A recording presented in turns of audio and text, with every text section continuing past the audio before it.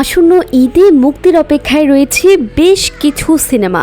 এর মধ্যে তানিম নূরের বনলতা এক্সপ্রেস এর শুটিং শেষে এখন চলছে পোস্ট প্রোডাকশনের কাজ। নির্মাতা জানান, তার আগে ছবি উৎসবের সাফল্য এই নতুন ছবির কাছে চাপ নয়, বরং অনুপ্রেরণা হিসেবে কাজ করেছে। মুক্তির তালিকায় আরও রয়েছে সরকারি অনুদানের সিনেমা ডোডোর গল্প। রেজা ঘটক পরিচালিত এ সিনেমায় পরিমণিকে দেখা যাবে এক সংগ্রামী মায়ের চরিত্রে।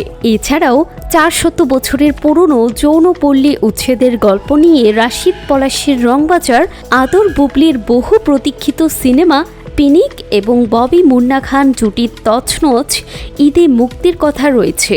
তবে দর্শক খরা ও হল সংকটের এই সময়ে একসঙ্গে এতগুলো ছবি মুক্তির ঘোষণায় দেখা দিয়েছে চরম ব্যবসায়িক ঝুঁকি। প্রদর্শক সমিতির সভাপতি আওলাদ হোসেন জানান, দেশে বর্তমানে চালু হলের সংখ্যা মাত্র 60 থেকে 70টি। ঈদে বন্ধ থাকা আরও প্রায় 100টি হল চালু হলেও সেখানে 1 ডজন ছবি মুক্তি দেওয়া একেবারেই অযৌক্তিক। হল কর্তৃপক্ষের মতে ঈদে সর্বোচ্চ 3 থেকে 4টি ছবি মুক্তি দিলে প্রযোজকরা ব্যবসায়িকভাবে লাভবান হতে পারবেন। সংখ্যার এই বিশাল লড়াইয়ে শেষ পর্যন্ত কোন সিনেমাগুলো প্রেক্ষাগৃহে টিকে থাকে সেটি এখন দেখার বিষয়।